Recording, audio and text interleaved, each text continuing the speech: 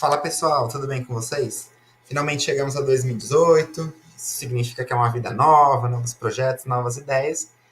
E como a gente já tinha adiantado no final do ano passado, o nosso primeiro projeto aqui do Conexão Freelancer para esse ano é o curso Como Ser Freelancer. Vai ser um curso gratuito focado em iniciantes, para ajudar as pessoas que querem largar o vínculo de empregado, aquela coisa mais formal, e ter uma vida mais independente, mais própria, mas estão um pouco perdidas, não sabem muito por onde seguir. A gente sabe quanto é solitária essa carreira, principalmente para quem está começando. Então a gente resolveu desenvolver esse curso, que é 100% gratuito, e eu já falei disso anteriormente, mas quero reforçar que aqui a gente não vai ter nenhuma verdade absoluta, o que é bom, o que é ruim, é apenas uma indicação, um caminho inicial para que possa ajudar essas pessoas. Então, fiquem à vontade para participar, criticar, comentar, sugerir. A ideia é fazer um conteúdo bem interativo e bem completo para ajudar todo mundo, tá? Então, como eu também já tinha falado anteriormente, as primeiras aulas vão ser bem básicas. A nossa aula de hoje é o que é um freelancer, uma explicação do conceito, uma coisa super básica, qualquer pesquisa no Google pode responder isso também.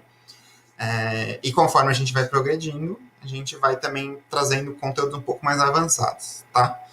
Então, a primeira pergunta do nosso curso: o que é um freelancer? Por que essa pergunta a gente está trazendo aqui como primeira aula? Num momento como o atual do Brasil, com crise, desemprego e tal, cresce muito a ideia do freelancing, né? De pessoas que trabalham de maneira independente. Só que nem todo mundo entende bem o que significa ser freelancer, né? E é isso que a gente vai tentar explicar aqui. Então, quando a gente fala de carreira independente, é porque o freelancer ele é um trabalhador autônomo. Como trabalhador autônomo, ele trabalha de maneira independente, ou seja, ao invés dele ser contratado de uma empresa, cumprir um horário pré-determinado, das 6 às 18, com as funções específicas dele, ele tem lá um serviço, ou até um produto, dependendo de como é. Dá para trabalhar com produto também, embora seja mais incomum, vamos dizer assim. E ele oferta esse serviço para pessoas físicas e pessoas jurídicas, sendo contratado pontualmente para demandas específicas. Por isso que a gente chama de trabalho por projeto. Isso traz algumas consequências. A ideia não é se aprofundar necessariamente agora nos prós e contras, até porque a gente tem uma aula específica para isso, mas o trabalho por projetos traz três consequências diretas. Uma é a possibilidade de ter múltiplos empregadores, então vamos supor que seja um designer, ele pode ter uma empresa X pedindo para ele um logo e ele, em paralelo, também pode ir desenvolvendo cartão de visitas para uma empresa Y, preparando também uma apresentação para arrumar novos clientes para uma empresa Z, uma outra pode já estar pedindo também algum trabalho de web design, enfim, ele tem essa liberdade de ter múltiplos empregadores, ao invés de trabalhar só para uma organização fixa. Outra consequência disso é o local de trabalho. Ele até pode trabalhar em loco, em algum projeto, mas de maneira geral, ele vai ofertando seus serviços e vai mudando o seu local de trabalho. A grande maioria dos freelancers optam por criar um escritório ou por trabalhar em casa mesmo e não na empresa. Mas há exceções. E a gente também já destacou aqui o horário flexível, que eu acho que é uma das grandes vantagens. Né? Então, se você é uma pessoa noturna, se você tem uma produtividade melhor em horários alternativos que as empresas em geral não costumam trabalhar, como freelancer você consegue fazer dessa forma.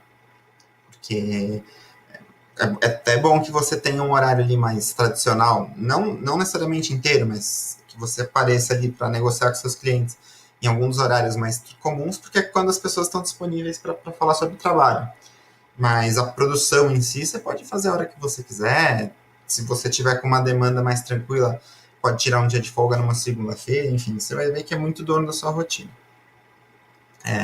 Outro ponto importante é que os recursos costumam ser próprios, então se você é contratado por uma empresa ou por uma pessoa, eles até podem oferecer alguma coisa para ajudar, um note emprestado, mas enfim.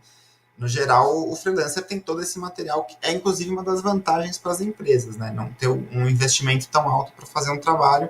Ela aproveita que o freela já disponibiliza tudo e consegue até pagar melhor por hora, porque vai ser por um período menor de tempo também.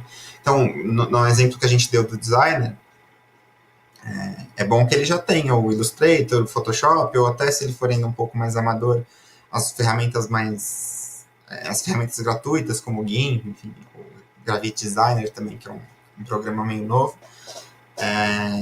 E ele que se vire com isso para fazer, né? E, em geral, não há carteira de trabalho assinada. Então, de novo, há exceções, há empresas ou clientes que preferem, mesmo que de maneira temporária, fazer uma CLT com o freela, mas, no geral, isso não acontece. Então, por um lado, você tem toda essa questão da liberdade, que a gente vai falar mais com mais conteúdo mais para frente. Por outro, você perde alguns benefícios, por exemplo, férias e o 13º é uma coisa que, como freelancer, você não vai ter, né? Então, é só para você irem se identificando.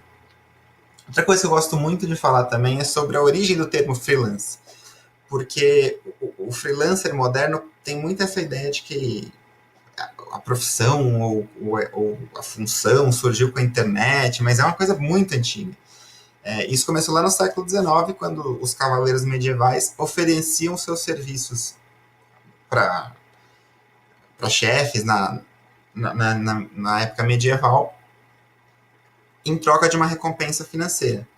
Então, inclusive, o termo vem justamente do livre lança, né? Que eles ofereciam a lança deles, que era um instrumento de trabalho que eles tinham para fazer os serviços, em troca de uma recompensa.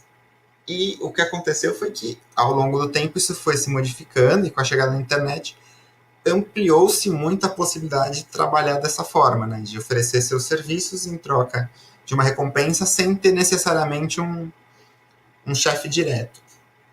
No caso do cavaleiro medieval, ele era até chamado de mercenário justamente por isso, porque ele tinha vários chefes, várias demandas, e quem pagasse ele ia lá executar o serviço.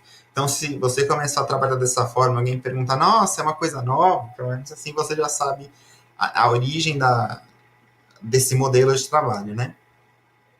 Por que ser freelancer? De novo, não quero entrar muito nessa primeira aula em prós e contras, vantagens e desvantagens, porque a gente vai ver isso na próxima aula. Mas, basicamente, os pontos que eu acho que são mais bacanas assim, desse modelo de trabalho. Primeiro é a independência, você poder ser dono do seu tempo, ser dono da sua vida. Se você tem um cliente muito chato, você ter a possibilidade de fazer um projeto e depois não ter mais contato com ele, né? Porque, por exemplo, numa empresa você não tem essa possibilidade. Você tem um chefe chato, você tem que engolir sapo e esperar um tempo uma promoção, uma coisa assim. Então, isso para mim é o grande diferencial. Junto com isso tem a liberdade, então, como eu falei na questão dos horários, você pode trabalhar a hora que você entender. Lógico, isso precisa de uma organização pré-determinada, mas a organização é sua. Ser seu próprio chefe é outra coisa bem bacana, então você que define a sua própria rotina, você que define as suas áreas de atuação, se você vai mais para um lado, vai mais para o outro, se agora é hora de estudar um assunto novo. Então você tem tudo isso, basicamente, se você juntar, uma palavra só seria autonomia. Então você tem uma autonomia muito grande que nenhuma empresa vai te dar, por mais aberta e moderna que essa empresa seja, nada se compara à carreira de um freelancer, né? Para a gente encerrar a nossa primeira aula, que ela foi curtinha porque é um assunto muito simples mesmo, eu trouxe aqui alguns números para você também se ir familiarizando com com a categoria que você deseja inserir, enfim, você deseja começar, né? Então, 91% dos freelancers trabalham em casa. Esse é um ponto relevante que a gente vê que existe uma vontade muito grande das pessoas do home office, de não ter que encarar um trânsito, principalmente nas grandes cidades que o trânsito é realmente estressante. E tem todo o conforto da casa, poder montar o seu escritório em casa, enfim, estar perto da família, tem vários benefícios de trabalhar dessa forma. 67%, ou 2/3, como vocês preferirem, trabalham entre 1 e 3 horas diárias. Isso já revela um certo amadorismo da nossa categoria, porque se a gente for pensar em 1 a 3 horas diárias, ou essas pessoas cobram muito, muito caro, para poder ter uma renda muito boa, que não é o caso, ou significa que elas trabalham com bico, ou seja, elas trabalham normalmente para uma empresa, chega à noite e faz 1 a 2 horas de freela. Por um lado, isso é ruim, porque para a categoria, isso acaba afetando um pouco, né? A disponibilidade não é tão boa para atender os clientes. Isso pode criar um preconceito. Por outro, significa um mercado ainda em crescimento, ainda em desenvolvimento, e que quanto antes a gente entra, melhor, certo? Um dado correlato que eu achei bem bacana também é que 86% das pessoas se julgam mais produtivas trabalhando sozinhas, ou seja, em casa ou onde bem entendendo. E 67% dos gerentes em empresas confirmam essa produtividade melhor no modelo de home office, né? Então, existe um preconceito de que quem trabalha em casa não vai conseguir se organizar, que não tem o chefe do lado cobrando, mas os próprios gerentes conseguem enxergar uma melhoria, né? Conseguem enxergar uma evolução. Então, a gente vê que se organizando é uma opção bem bacana. Até concordando um pouco com o que eu falei de trabalhar 1 a 3 horas diárias, a gente tem um dado que só 42% dos freelancers trabalham apenas em horas vagas, que confirma aquele outro dado, né? Ou seja, quase metade dos freelas, eles fazem isso como bico ou como renda complementar. De novo, o lado ruim é que isso gera realmente o freela como uma coisa assim de bico, e não como uma coisa de modelo de trabalho, que gera certo medo até dos clientes de contratarem, né? Pô, será que esse cara vai se dedicar mesmo? Ele está fazendo uns bicos meio loucos, né? Como é que é a questão do horário dele? Por outro, mostra que quanto antes a gente entra nessa área, mais fácil de se organizar, de se destacar, enfim. 82% reduzem o estresse, então a gente vive um momento de muita pressão por resultado, por entregas, e isso acaba estressando as pessoas.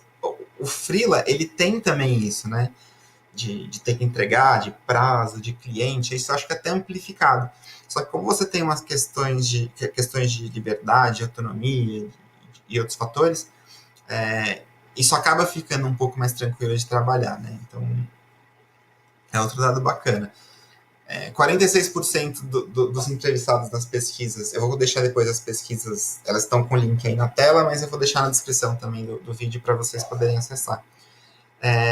Tem um equilíbrio melhor entre a vida pessoal e familiar. Esse é um dado que eu coloquei porque eu esperava um número melhor aqui. Só que se a gente pensa que quase metade só faz bico, você começa a entender que esse dado também pode ter sido afetado por isso. Porque a partir do momento que você trabalha em casa, que você é dono da sua vida, você que decide, determina como equilibrar os dois fatores, né? E por último, esse foi o que eu achei mais curioso. Só 1% dos entrevistados sentem saudade do antigo chefe. Aqui não necessariamente significa que todos os chefes são ruins. Mas eu entendi que muitas pessoas, 99% das pessoas entende que o fator da autonomia ele supera qualquer vantagem de ter um chefe. Assim. Acho que eu, falando de mim, por exemplo, tive de 5, 6 chefes, eu gostei de 3, 4, eram super bacanas, super parceiros. Mas mesmo assim, não sinto saudade de ter alguém me controlando, me cobrando, né? Ainda que eu tenha tido alguns que me davam uma liberdade até acima do que eu esperava pela minha função. Mas você tendo a liberdade que você tem como freelancer, é muito difícil você sentir a falta mesmo. Então, esses são só alguns dados, eu vou trazer nas próximas aulas mais alguns, para você também já ir se ambientando nessa, como que é a nossa categoria, enfim. E eu espero que a gente possa trazer bastante conteúdo relevante para que você possa começar como freela, como os 42% nas horas vagas e depois se consolidar, tá bom? Então essa foi a nossa primeira aula. A gente se vê na semana que vem com mais conteúdo, beleza? Um abraço.